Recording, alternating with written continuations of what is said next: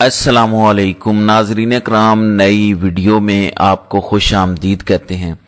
गंडापुर को पड़ी जोरदार धत्कार। गंडापुर कहीं पहुंचे, कहां पहुंचे, तफसीलात क्या हैं, इस पर बात करेंगे। फिर गंडापुर की जानिब से क्या मुतालबा या फरमाइश की गई और उस पर गंडापुर को क्या सख्त और इंतहाई तौहीन आमेज अल्फाज का इस्तेमाल करते हुए सलूक किया गया, इस पर बात करेंगे। गंडापुर बज़ाहिर अपने लिए स्पेस बनाने गए थे, लेकिन वहां से बेइज्जती करवा के वापस आए। फिर इसके अलावा बात करेंगे कि एस्टैब्लिशमेंट ने जरदारी की जन्नत के छोटे छोटे प्लॉट करके बेचने का फैसला किया है। आसिफ जरदारी को क्या सरप्राइज दिया जाएगा। मैंने 2 दिन पहले एक वीडियो में आपको बताया था कि बज़ाहिर एस्टैब्लिशमेंट सिंध के अंदर पीपल्स पार्टी की हुकूमत के खिलाफ अब नया सेटअप लाने की कोशिश कर रही है। उसमें कौन सी बातें थी दोबारा शेयर करूंगा।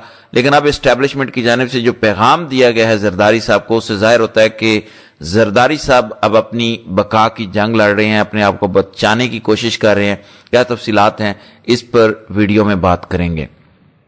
नाज़रीन कराम, गंडापुर पीटीआई के साबिक वजीर आला खैबर पख्तूनख्वा इमरान खान के इंतहाई करीबी साथियों में इनका शुमार होता है। गंडापुर के एस्टैब्लिशमेंट के साथ बड़े गहरे ताल्लुकात हैं। ये वो रहनुमा हैं जिन्होंने पीटीआई क़यादत और कारकुनान में खलीज पैदा करने की कोशिश की और उसमें कामयाब भी रहे।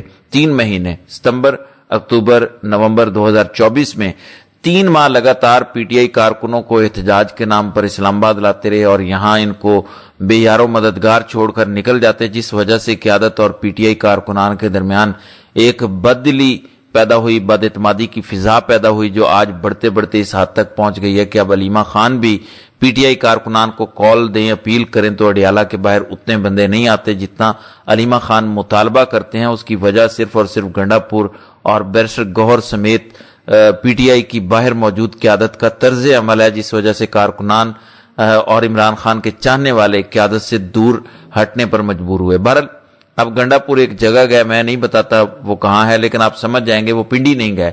बताया जाता है कि वो इस्लामाबाद गए। इस्लामाबाद में कौन है, मेरे ख्याल में आप लोगों को ज्यादा बेहतर मालूम होगा, मैंने आपको इशारा दे दिया है।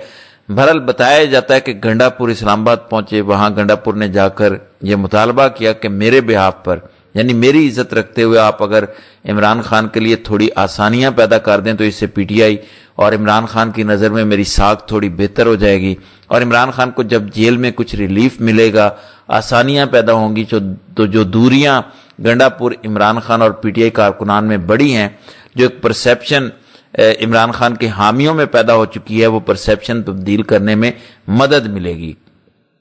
जरा ये बताते हैं कि जिनके पास गंडापुर गए वो सबसे बड़े बॉस तो नहीं, लेकिन उससे नीचे वाले थे। उनकी जानिब से आगे गंडापुर को इंतहाई सख्त और करख्त किस्म के तौहीनामेज लहजे में मुखातिब करते हुए कहा गया, जैसे वो कहा जाता है ना कि उठाओ अपनी पोटली और निकल जाओ यहां से। इस तरह का लबो लहजा गंडापुर के हवाले से इख्तियार किया गया। वहां से गंडापुर खाली हाथ आए।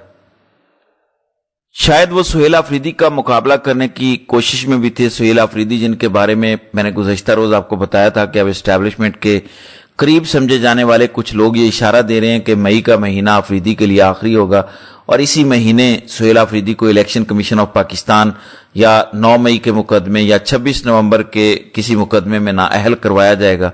अब इसमें वो कामयाब होते हैं या नहीं होते, या कोई नई वेरिएबल्स अचानक खेल में सामने आते हैं जिस वजह से एस्टैब्लिशमेंट की पूरी प्लानिंग खराब हो जाए, ये पता चलेगा।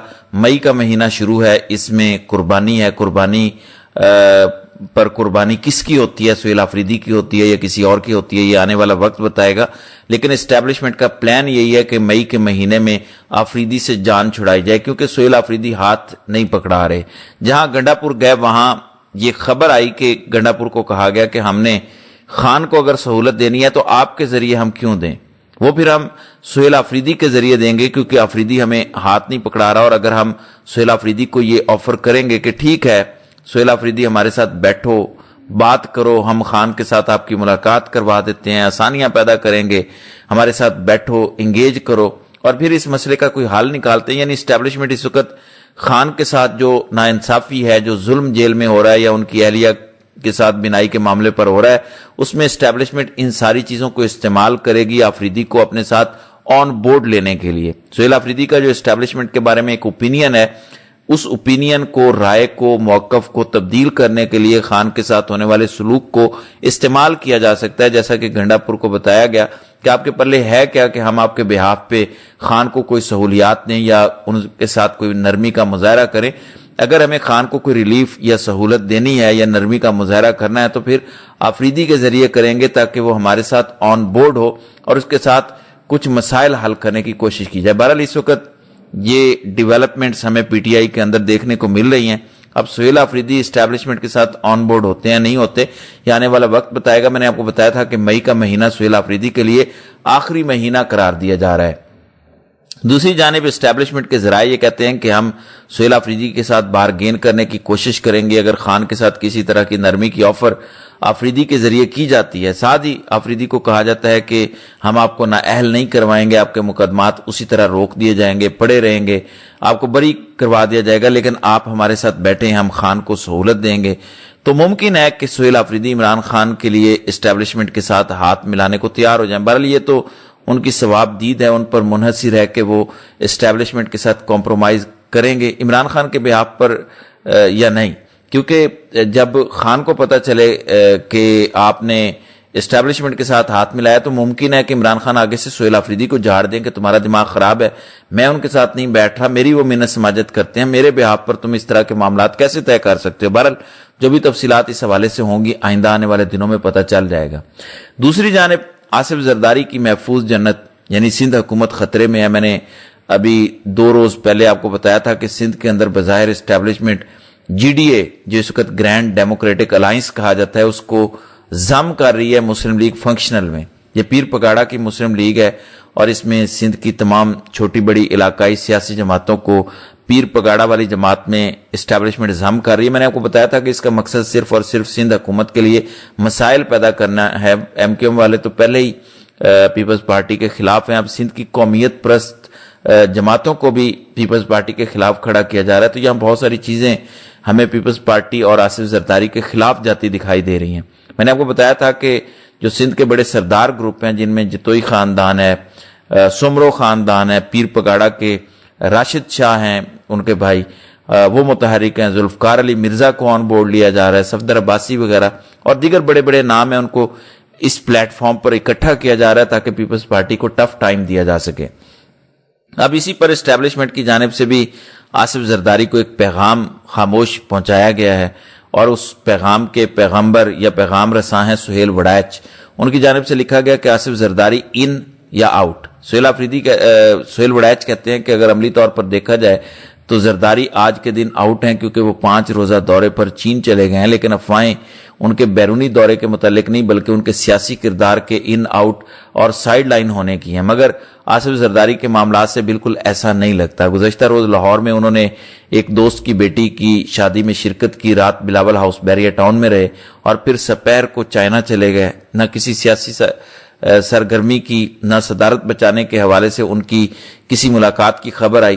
وہ معمول کے مطابق آئے اور معمول کے مطابق چلے گئے۔ صدارت سے ہٹنے یا سائیڈ لائن ہونے کا غیر معمولی واقعہ ہوتا تو ان کی سرگرمیاں بھی غیر معمولی ہوتی۔ جہاز پر ان کے سوار ہونے کی ویڈیو وائرل ہے، وہ بغیر کسی سہارے ایئر فورس کے جہاز کی سیڑھیاں چڑھے، جس سے ظاہر ہوتا ہے کہ ان کی خراب صحت کے بارے میں پھیلائی گئی خبریں غلط ہیں۔ وہ بیمار ضرور ہیں لیکن اتنے بیمار نہیں کہ بستر پر لیٹ جائیں۔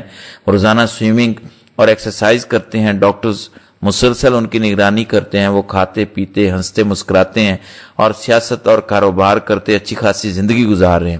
مطلب جو خبر آپ نے کو دی گئی تھی کہ زرداری کی بیماری کی خبر بنا کر اسٹیبلشمنٹ ان کو سائیڈ لائن کر سکتی ہے، تو اس کی وضاحت آ گئی ہے کہ وہ بالکل ٹھیک ہیں اور وہ بغیر سہارے کے جہاز کی سیڑھیاں چڑھے ہیں۔ اس کا مطلب یہ ہے کہ زرداری بالکل تندرست ہے، انہیں صحت کا مسئلہ نہیں ہے۔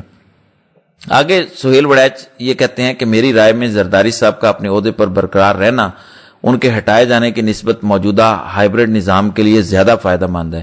اس لیے منطق و دلیل سے پھیلی یا پھیلائی گئی افواہوں میں کوئی سچائی نہیں۔ جس دن پیپلز پارٹی اور نظام کے درمیان کوئی خرابی در آئے گی تو پیپلز پارٹی سے بے اختیار نمائشی عہدہ لینے کی بجائے سندھ کی مؤثر اور با اختیار حکومت واپس لینے کی کوشش ہوگی۔ جب تک سندھ حکومت مضبوطی سے موجود ہے، آصف زرداری کی صدارت کو کوئی خطرہ نہیں ہے۔ تو اب آپ کو پتہ ہے کہ سندھ کے اندر ایک نیا اتحاد بنانے کا عمل جو ہے وہ شروع ہو چکا ہے، جس میں زرداری صاحب کو ایک محفوظ یا خاموش پیغام دیا جا رہا ہے کہ آپ کی محفوظ جنت کو ہم کسی بھی وقت چھوٹے چھوٹے پلاٹس میں تقسیم کر کے بھیج سکتے ہیں۔ بہرحال دیکھتے ہیں کہ آنے والے دنوں میں مزید کیا ہوتا ہے۔ تو ناظرین کرام، آپ کی اس ویڈیو کے حوالے سے کیا رائے ہے؟